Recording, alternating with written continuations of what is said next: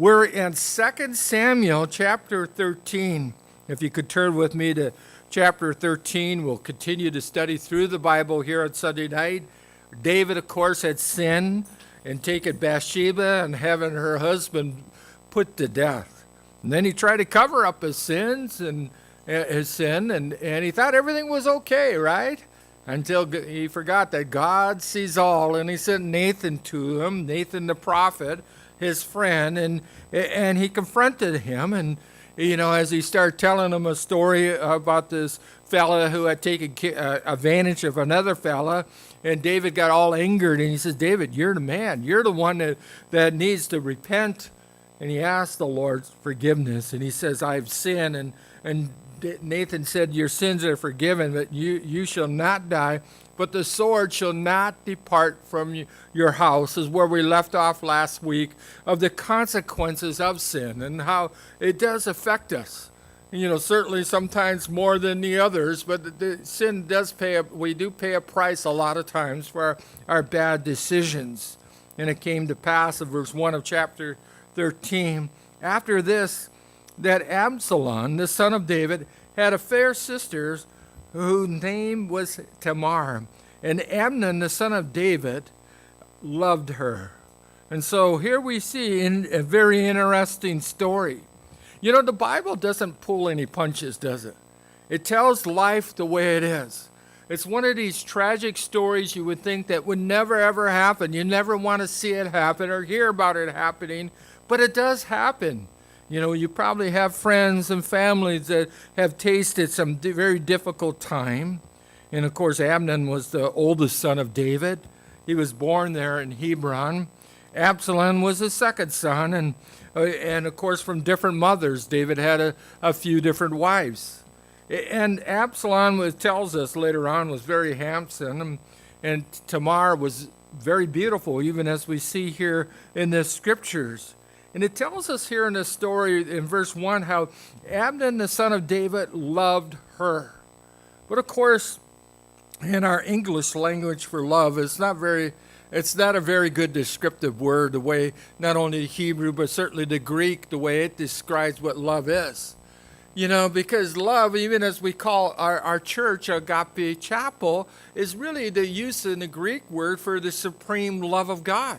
How we're able to know the love of God and able to experience the love of God. But also in our English language, we say we love God. I love my wife. And I certainly love eating donuts. It's all the same word, right? But it doesn't have the same translation in the meaning of my emotions and the person. I certainly don't love donuts the same way I love God. There's a different completely way you do about it. But what we see here, and where Amnon, the son of David, loved his sister, really is that Greek word eros, E-R-O-S, or otherwise where we get carnality. It's a self-seeking love. It's a self-centered love. It's a love that's all full of me, which a lot of times relationships are based upon, and why sometimes people get married and they have struggles throughout their marriage because they haven't moved past a self-seeking, a self-centered love where they're really truly loving one another, caring for one another.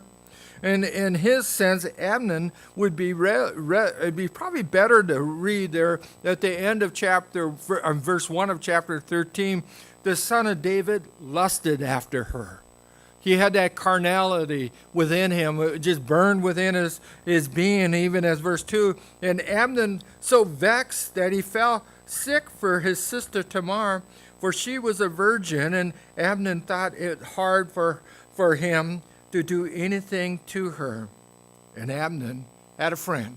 You got to be careful of the friends that you have, don't you? And his friend Jonadab, the son of Shemiah, the David's brother, and Jonadab was a very subtle man. Otherwise, he was very crafty. He really could work things for his own advantage. And he said unto him, why art thou, being the king's son, lean from a day to day, and wilt thou not tell me? Otherwise, he could see that Amnon was just kind of looking almost sickly, just kind of no joy in his life, something wrong with him. And Amnon said unto him, I love Tamar, my brother Absalom's sister. This is his, obviously half-sister, but there's something corrupt within us and people and society that we would even consider such a thing, but yet he did. And it says in verse 5, and Jonadab said unto him, Lay thee down on the bed, and make thyself sick. And when thy father cometh to see thee, say unto him, I pray thee, let my sister Tamar come and give me meat and dress the meat in my sight, that I may see it and eat at her hand. And so Amnon lay down and made himself sick. And when the king was come on to see him, Amnon said unto the king, I pray thee, let Tamar, my sister, come and make me a couple of cakes in my sight, that I may eat it at the hands. Well, I tell you, what a subtle, terrible friend this is, isn't he? And of course, he's just playing on trying to feed this poor sick. Do you feel sorry for this guy, Amnon? Poor sick guy? No, not at all. He was a corrupt individual who's allowed his lust to control him. And, the thing in this story that so often happens is these guys now, David's sons, are now adult children. They're no longer kids running around. In some way or another, David had lost touch with them. And the influence, the godly influence upon these boys are no longer there. You don't see him being played out so much as Amnon and later on with Absalom. Verse 7, Then David sent home to Tamar, saying, Go now to thy brother's Amnon's house and dress him meat. And Tamar went to his brother's Amnon's house, and he was laid down, and she took flour and kneaded it and made cakes in his sight and did bake the cakes. And she took a pan and poured them out before him, but refused to eat. And Amnon said, Have out all the men from me. And they went out, every man from him. I think she should have got a heads up from that and went out with the guys and left that place. And Amnon said to Tamar, Bring me the meat into my chamber, otherwise bring it into my bedroom, that I may eat of thine hand. And Tamar took the cakes which she had made, and he brought it into the chambers to Amnon, her brother. And when she had brought them in to eat, he took hold of her hand and said unto her, Come, lie with me, my sister. I tell you, you couldn't get this on TV, how corrupt this is. As we're seeing this unfolding, when lust is ruling this guy, as he's now made a plot, a premeditated plot, how he could take advantage of his own sister. And so as she's now doing what is right, and she answered him, notice verse 12, and she says, No, my brethren. She told him to stop. Don't force me, for no such thing ought to be done in Israel. Do not thou this folly always. Don't do this thing. And I, whither shall I cause my shame to go? As for thee, thou shalt be as one of the fools of Israel. Now therefore I pray thee, speak unto the king, for he will not withhold me from thee. He says, if worse comes to worse, if you can't control yourself, maybe she was just abiding some or trying to make some time. She says, why don't you ask Dad, see if this is okay? Trying to get out of it, deferring this to the king. Howbeit, he would not hearken unto her voice. A broken record that's got told over and over and over. But he strongly, but being stronger than she forced her and laid with her. Really, the story saying is that he took advantage of his situation. He raped her, and he took his sister for himself. Then Amnon hated her exceedingly. Isn't that just fitting? After he had his time with her, after his lusts were fulfilled, no longer did we see in verse 1 where it says Amnon loved his sister. Now you could see how far that love was. He hated his sister, so that he hated her wherewith he hated her with a greater than he loved wherewith that he had loved her. And Amnon said unto her, Rise and be gone, otherwise go hit the door, sister. Get out of here. Terrible, terrible situation. And she said unto them, this is no cause, this evil in sending me away is greater than the other that you did unto me. But he would not hearken unto her. Then he called his servants and the ministers unto him, and he says, put now this woman out for me, and bolt the door after she goes. You know, not only do you throw her out, bolt her the door. Don't let her back into this home at all. And she had garments of diverse colors upon her, for with such robes were the king's daughter that were virgins' apparel. And there this servant brought her out, and they bolted the door after her. This garment that she was saying, what they would say was she would have all of her skin covered up in modesty, all the way down to her wrists, where, you know, she was a sign that you knew that she was part of the royal kingship and part of David's family. And really, as I believe, what it was saying is what she was wearing is like hands off. Nobody bother her. This is David's daughter, you know. And Tamar put ashes on her head. Do you see the pain of this girl? Sometimes we lose sight of that. Who is this guy to take advantage of her? Here's this girl just going over there to do things that her dad asked him to do, King David, to go over to take care of her half-brother, going into the house feeling that she's going to do a good deed, and she'd been taken advantage of. She put ashes on her head, and she rent her garments and divide her colors that were on her, and laid her hand on her head and went out crying. She's sobbing at this point. She'd been booted out of her brother's house. She's been shamed. She had no place to go. And Absalom, her brother, said unto her, has Amnon thy brother been with thee? But hold now thy peace, my sister. He is thy brother. Regard not this thing. So Tamar remained desolate in her brother's Absalom's house. You know, I think what we're seeing here, and as the story unfolds here tonight, Absalom, of course, knew exactly what happened. He's probably thinking in his mind, now isn't the time to take care of my brother, but I'm going to take care of it. He says, just hold your peace. Come in the house and let me give you time to recover. And it tells us that when the King David heard these things, he was very wroth. He was very angered. But it doesn't say he did anything, does it? You know, being angered about something or not doing anything, you know, there should have been some emotions that carried into action on David's part with his own boy. I think if he would have stepped up and done something about it, this terrible story that we're to see in this rebellion of Absalom might not have happened. In verse 22, and Absalom spake with his brother Amnon, neither good or bad, for Absalom hated Ammon because he had forced his sister Tamar. And it came to pass after 2 years that Absalom the sheep shears and Belhazer, which is beside Ephraim, and Absalom invited the king's son. So now some time has gone by. 2 years has gone. And they're out there, they're celebrating their time of a party out there after they got done shearing the sheep, and everybody's basically going to have a festival. They're going to have a party because now, you know, they're able to cash in all that what they waited all year long for the sheep to grow their wool out. And Absalom came to the king. In verse 24, he says, behold, now thy servant has sheep shears. Let the king, I beseech thee, and his servants go with thy servants. Let's go party. Let's have a time together.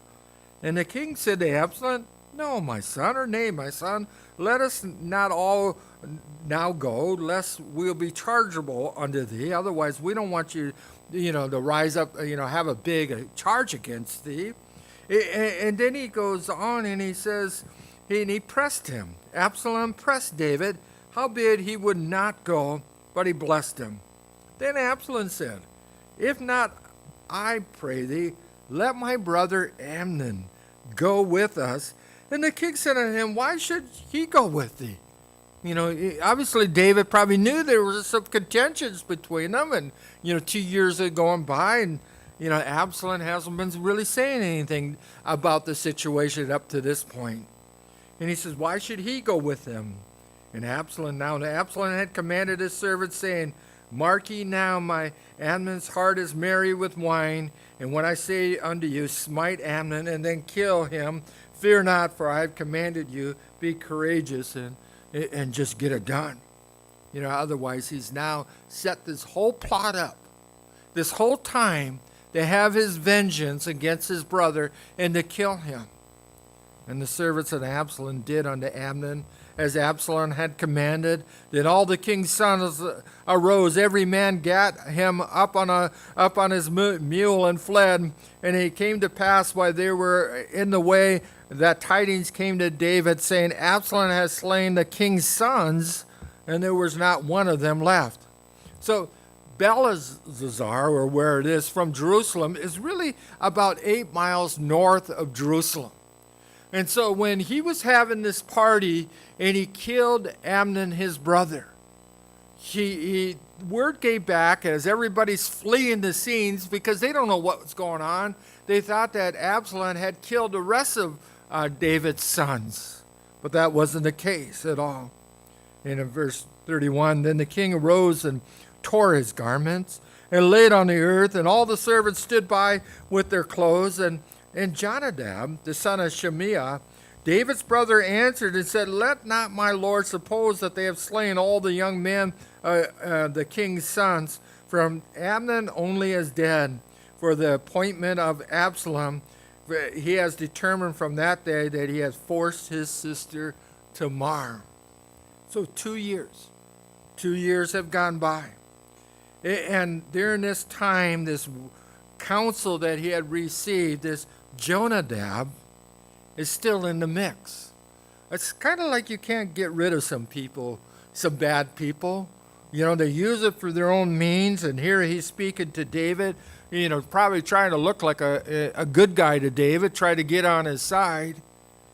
And then he tells him, verse 33, Now therefore, let my lord the king take the thing to his heart, the thing that the king's sons are dead, for Amnon only is dead. But Absalom fled, and the young man that kept watch lifted up his eyes and looked, and behold, there was much people by the way of the hillside behind him. And Jonadab said unto the king, Behold, thy sons come. Otherwise, the picture is that now David's back in Jerusalem. He's saying, look at all these guys coming back to Jerusalem. You see, like I told you, not all the guys are dead. But this, and the case is that, his son, Absalom, is now fleeing. And it came to pass, verse 36, as soon as he had made an end of speaking, that behold, the king's sons came and lifted up their voice and wept. And the king also and all the servants wept very sore. And Absalom fled and went to Telamai, the son of Amihulu, king of Gershon. And David mourned for his sons every day. And Absalom fled and went to Gershon and was there 3 years. 3 years, so 3 years plus the other 2. Now it's 5 years since this incident had happened when Tamar had been raped. And the soul of the king longed to go forth unto Absalom, for he was comforted concerning Amnon, seeing he was dead. What a family, huh? I think David's heart is broken. Absalom, that's his boy, that's his son. Maybe you think back at the days that he taught him how to shoot an arrow, the time playing with him with a boy. And here he is. He stood up and he took care of a problem, even though it took 2 years. You think that this would have been done a long time before this, but it isn't. And it tells us that Joab, the son of Zechariah, perceived the king's heart was towards Absalom, and Joab was sent to Tekoa and fetched thence a wise woman and said unto her, I pray thee, avenge thyself in mourning, and put now the mourning apparel, and anoint thyself with oil, but be as a woman that has long time mourned for the dead, and come to the king and speak a manner unto him. So Joab put words into his mouth. And so here's the story that she's going to tell the king. And notice that Joab is putting him up to it. Go tell the king. He's going to hear this sad story. And so the woman tells this story. In verse 5 we look, and the king said unto her, What aileth thee? And she answered, I am indeed a widow woman. My husband is dead. And the handmaid had 2 sons, and they strove together in the field, and there was none to part them. But the one smote the other and slew him. And behold, the whole family is risen against thine handmaid. And they said, Deliver him that smote thy brother, that he may be kill him. For the life of his brother whom you slew will be destroyed, the heir also. And so they quenched the coal which is left, and shall not leave my husband, neither in name nor remaineth upon the earth. And so she tells this make-believe story. This is the story that Joab had whispered in their ear that she was supposed to go tell the king. She says, first of all, my husband's dead. I have 2 sons. My 2 sons got in a fight out in the field. And they basically, one of them killed the other one, and and the other one got killed. Now there's none left of my husband's family to be heir. What am I supposed to do? And I think it's interesting that she kind of uses this figure of speech where it says, so shall, in the end of verse number 7, and will you destroy the heirs also? And so they shall quench my coal which is left, and shall not they leave my husband, neither a name nor remainder upon the earth. It's beautiful. Otherwise, are you going to continue? Will we allow the embers to die? Is there going to be anything left over, king? Is there any flame left at all?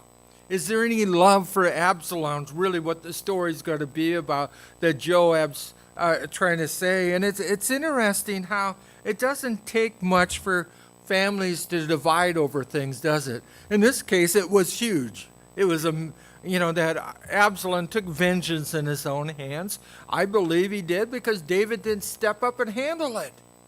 And there was separation. He took Tamar to his own home, and as we'll see here in a little bit, that as Absalom had some children, he had a daughter. You know what he named his daughter? He named him after his sister, Tamar. He loved her. And so obviously seeing her, started eating at her because the dad didn't take care of Amnon, and so he ended up taking this business in his own hand and killing him. But the beautiful thing is that even when we have disagreements as believers, we have arguments and we have disputes among family, it's tragic how these things can separate family members. I have a large family. I have 7 of us in our family, and I thank God that I can still pick up my phone and call all my family members, except for one brother, he's already in heaven, praise God. But, over the years, we can see how little silly squabbles could separate Christians, the church family. And the Bible tells us that it should not be so. On Thursday night, as we're going through the book of Corinthians with each other, they had a big squabble going there in Corinth. At the beginning part, they were saying, hey, one is of Paul, another is of Apollos, and one is of Cephas. They were basically dividing up the camp, who we're going to follow, what doctrine we're going to adhere to, and what should we do. And Paul says that shouldn't be none of us. You guys shouldn't be following me because I'm a follower of God. Jesus Christ is our foundation. And so often the things that we argue about and the things that you don't see eye to eye with are so silly when you look at it. See, the Lord would have us forgive one another. The Lord would have us to come in unity and love. You know what the Bible tells us what super glue is? Or that maybe there's even some stronger glue that they sell out there in the market. I always picture this guy. Maybe you saw that commercial where this guy put a hard hat on and put a couple of thing of glue and he stuck his head on the pipe and he's stuck there. The Bible has that. It's even stronger. And Paul tells us in the New American Standard that we should put on love, which is the perfect bond of unity. It's that idea that if we put on love, that's what's going to keep us together no matter what we're facing, what we're going through. As we can see in our story, we don't hear them loving one another, do we? We don't see forgiveness between each other. I think what we're seeing is as a dad brokenhearted, a dad who's hurt, and a dad who really wants to know the Lord. I mean, not wants to see his son again. I'm sorry. Drop down to verse number 14. We read, "For we must needs die, and are we as water spilt to the ground, which cannot be gathered up again? Neither does God respect any person, yet does not he devise means that he banishes be not expelled from him." Tremendous words that he's given. There's a possibility you might not ever get Absalom back. You might never have an opportunity to sit at a meal to break bread over together. Why are you allowing that to separate you? Really, the lady's saying, be bigger than that.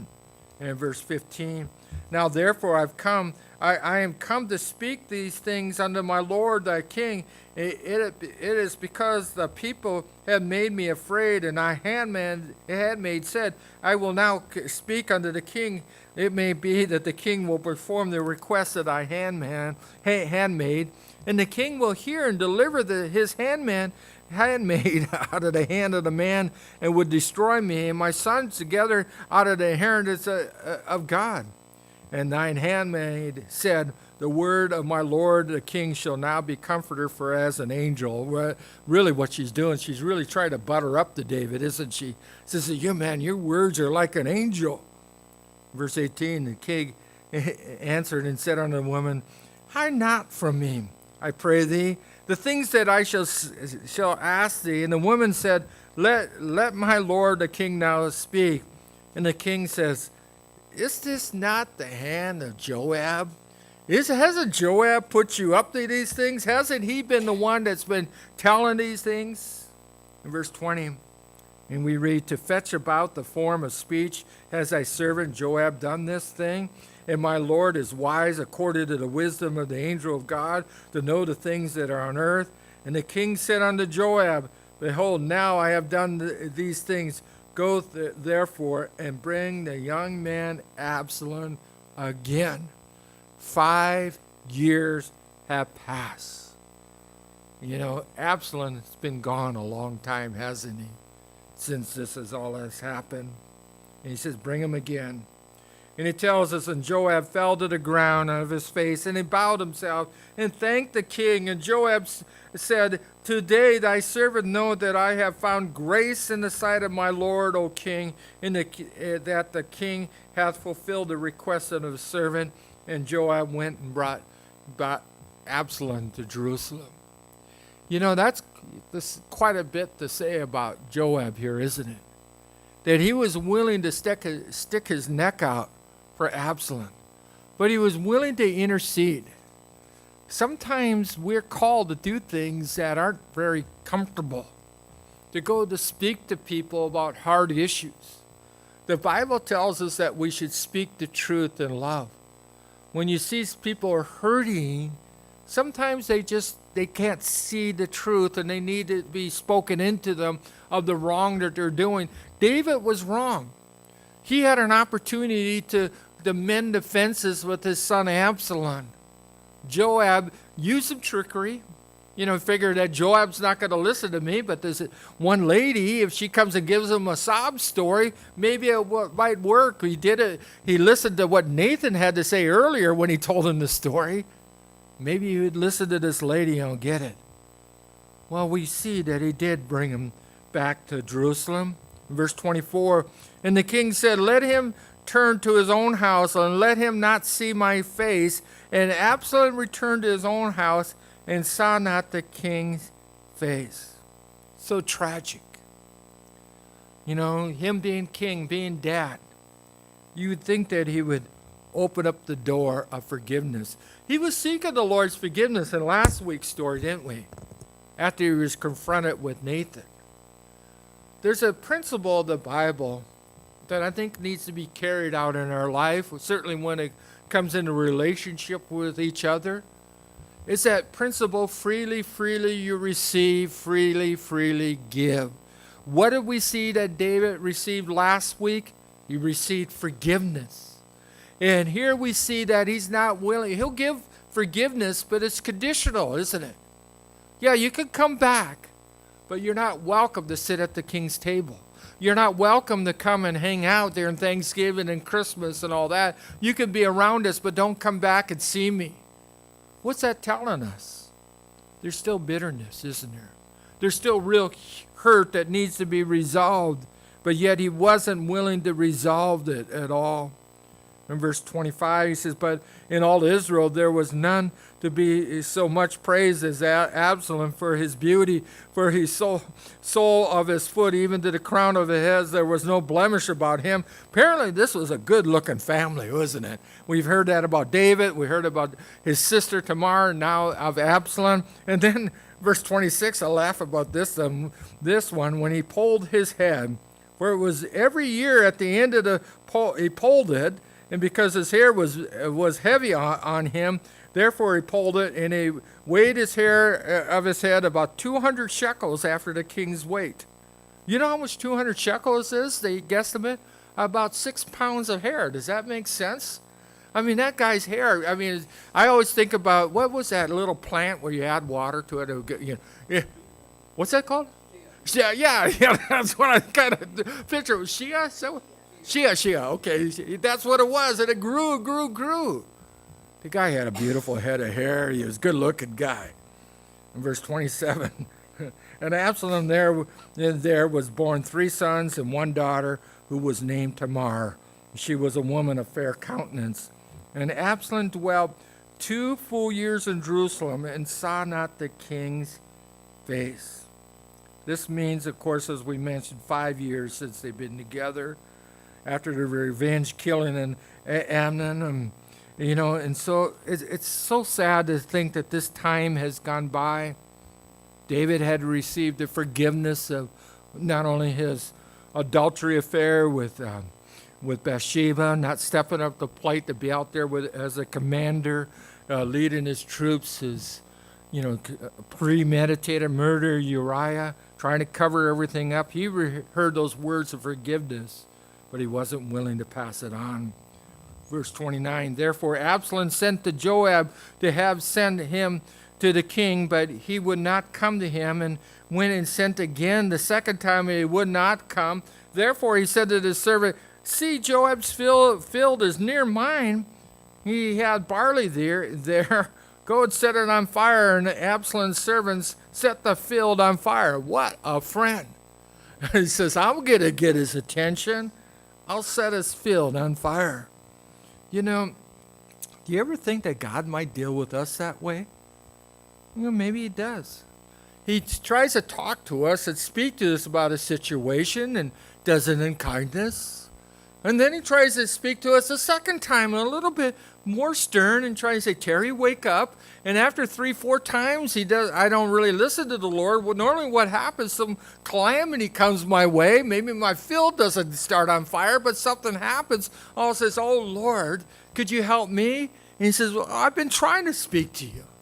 And that's kind of the picture that we have here. He's trying to get his attention. In verse 31, it says, and Joab arose and came to Absalom unto his house, and he said unto him, wherefore have thy servants set my field on fire?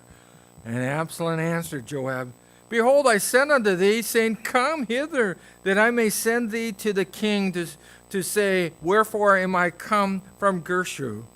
And it had been good for me to have been there still. Now therefore let me see the king's face, and if there be any iniquity in me, let him kill me. And Joab came to the king and told him, and when he called for Absalom, he came to the king and bowed himself on his face to the ground before the king, and the king kissed Absalom. 5 years. As we encourage you to read over the next few chapters because the story doesn't stop here. You know, there's so much love potential of love, potential of forgiveness that could have been flowing that night.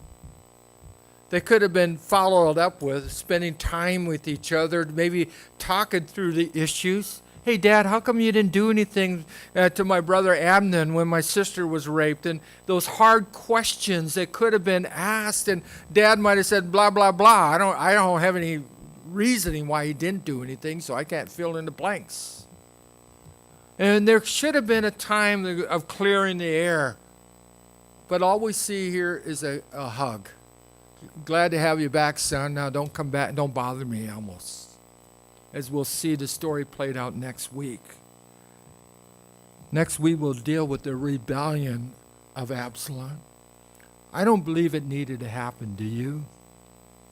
When there's forgiveness and there's love, it covers a multitude of sins, a multitude of shortcomings. And I think right now that Absalom must be feeling as discarded from doing what is right. In his mind, taking care of his sister. I can't justify him killing his brother, but I can justify him standing up for his sister. She left that house crying, rejected. Her life is shattered. And he took her into his home. David did not. It's a sad story, but I think it's something that we can learn from. We can learn that we have the ability to pass on the love of God in every situation we come in, no matter how difficult it is, that we are able to say, I can forgive you because I've been much forgiven.